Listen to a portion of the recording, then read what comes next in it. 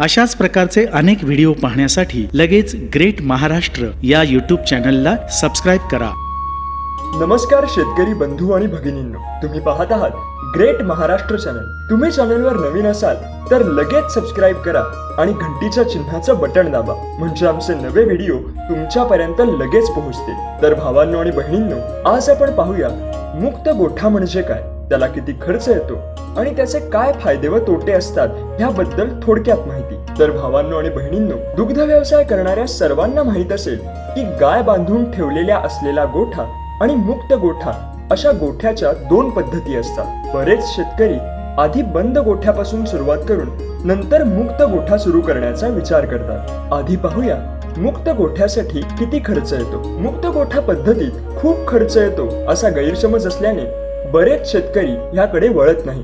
पण तुमच्याकडे असलेल्या गायांच्या प्रमाणात तुम्ही कमीत कमी खर्चातही गोठा तयार करू शकता. म्हणजे ह्याचा खर्च 20,000 पासून ते अगदी 1 लाखापर्यंतही येतो, पण तो तुमच्यावर अवलंबून असतो. उदाहरणार्थ 10 गायी असलेल्या मुक्त गोठ्यासाठी 30 ते 40,000 रुपयांपासून ते 3 लाखांपर्यंत खर्च येऊ शकतो. म्हणून आपल्या क्षमतेनुसार खर्च करून हळूहळू गोठा वाढवत न्यावा. चला तर पाहूया कसा असतो मुक्त गोठा आणि काय आहेत त्याचे फायदे. आधी पाहूया मुक्त गोठा म्हणजे काय. तर आहे त्या गोठ्याच्या आजूबाजूच्या आपल्या जागेत कुंपण घालून त्या जागेत गायांना पाण्याची, चाऱ्याची आणि मुक्त फिरण्याची सोय करणे म्हणजेच मुक्त गोठा.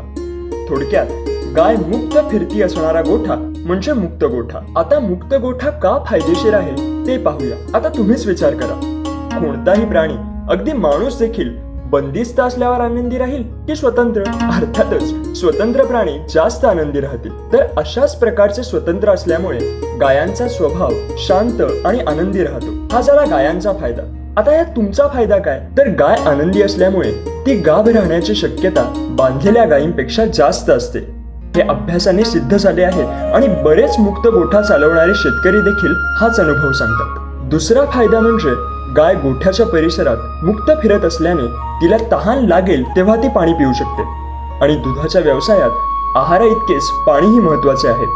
बंदिस्त गायांना दिवसातून ठरवलेल्या वेळेतच पाणी दिले जाते आणि गायीला तहान लागेल तेव्हा पाणी पिता येत नसल्याने तिच्या चाऱ्याचे दुधात रूपांतर होण्याच्या पद्धतीत अडचण येते. ही अडचण मुक्त गोठ्यात येत नाही. पाणी भरपूर पिल्याने गायी पचन नीट करू शकतात आणि जितकं पचन चांगलं तितकं दूध, शेण आणि गोमूत्र यांचा दर्जा आणि त्याचे प्रमाण जास्त. तिसरा फायदा म्हणजे गाय फिरत असल्याने तिच्या पायांचा, सडांचा आणि पोटाचा व्यायाम होतो आणि तिला पोटाचे विकार कमी होतात. पोटाचे विकार जितके कमी तितकं तिचं दूध देण्याचे प्रमाण अधिक. चौथा फायदा म्हणजे बंद गोठ्यात गाय एकाच ठिकाणी बांधली गेल्याने तिला त्याच ठिकाणी शेण टाकावे लागते आणि त्याच ठिकाणी बसावे लागते. आणि खरं तर गायीचा स्वभाव शेण टाकलं त्या ठिकाणी बसण्याचा नसतो. ह्याने तिच्या अंगाला शेण लागल्याने तिला रोजच्या रोज धुण्याचे कष्ट तुम्हालाच पडतात. त्याचबरोबर सडाला सतत घाण लागल्याने सडाला इन्फेक्शन होते आणि दूध काढायला अडचणी येतात.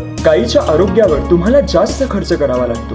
अशा अडचणी तुम्हाला मुक्त गोठ्यात येत नाही, कारण गाय मुक्तपणे फिरते. शेण टाकलेल्या ठिकाणी ती बसत नाही, म्हणून तिचं शरीर माखण्याची आणि सडाला इन्फेक्शन होण्याची अडचण दूर होते आणि त्यातच तुमची रोज गाय धुण्याची कटकटही नाहीशी होते. पाचवा फायदा असा की गायी मुक्त गोठ्यात शेण टाकतात, गोमूत्र टाकतात. ते तुम्हाला बंदिस्त गोठ्यासारखं सतत साफ करायचे कष्ट पडत नाही. त्याचबरोबर ते शेण आणि गोमूत्र तिथेच मातीची नैसर्गिक प्रक्रिया होऊन उत्कृष्ट शेणखत तयार होत राहते. ते तसेच बऱ्याच दिवस ठेवले तर त्या शेणखताचा दर्जा उच्च होतो. त्याचबरोबर ही शेणखताची पावडर आपोआप तयार होऊन एक थंड जमीन तयार होते, कारण शेणाची खास बात अशी आहे की उन्हाळ्यात ते थंड होते तर हिवाळ्यात गरम. आहे की नाही उपयुक्त शेणखत आणि शेणमाती? आता पाहूया मुक्त गोठ्याचे तोटे.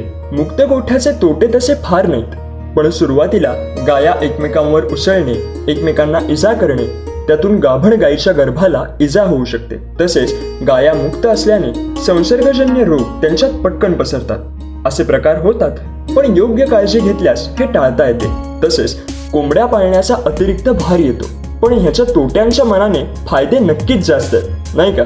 तर हे आहेत मुक्त गोठ्यांचे फायदे आणि तोटे.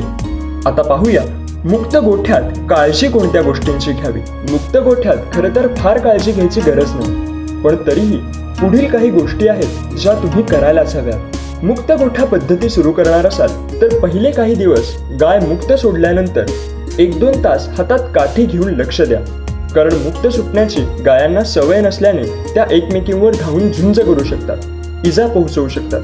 तेव्हा काठीने त्यांना शिस्तीत ठेवणे हे पहिले काम करावे.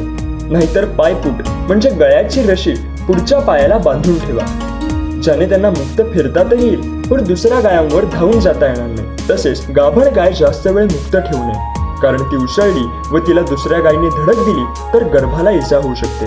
मुक्त गोठा असेल तर कोंबड्या पाळा हा एक सल्ला बरेच जाणकार देतात, कारण आपला हात जाणार नाही अशा ठिकाणचे गायांच्या अंगावरचे किडे, गोचीड कोंबड्या खाऊन घेतात. उदाहरणार्थ डोळ्याजवळ, कानात, त्यामुळे कोंबड्या फायदेशीर ठरतात. मुद्दा 3, गायांनी टाकलेले शेण आणि गोमूत्र ह्यापासून तयार झालेले शेणखत पावसाळ्यापूर्वी काढून घ्यावं, नाहीतर पाण्याने त्याची नासाडी होते. ही काळजी नक्की घ्या. मुक्त गोठ्यात गायांना सावली मिळेल ह्यासाठी झाडांची लागवड करणे महत्त्वाचे आहे. आंबा आणि नारळांची झाडे लावणे फायद्याचे असते. मुक्त गोठ्यात गायांना सावली मिळेल ह्यासाठी झाडांची लागवड करणे महत्त्वाचे आहे. आंबा आणि नारळाची झाडे लावणे फायद्याचे असते, पण साधी झाडे लावले तरीही चालेल. तर ही होती मुक्त गोठ्याचा खर्च, फायदे व तोटे ह्याविषयीची माहिती. आम्ही आशा करतो की ही माहिती तुम्हाला उपयोगी पडेल. तुमच्या मुक्त गोठा व्यवसायाला ग्रेट महाराष्ट्रकडून खूप खूप शुभेच्छा. तर ही माहिती कशी काय वाटली याबद्दल खाली कमेंट बॉक्समध्ये आम्हाला नक्की कळवा बरं का.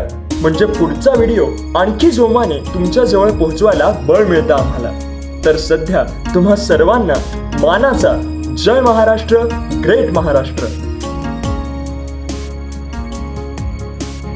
अशाच प्रकारचे अनेक व्हिडिओ पाहण्यासाठी लगेच ग्रेट महाराष्ट्र या यूट्यूब चॅनलला सबस्क्राईब करा.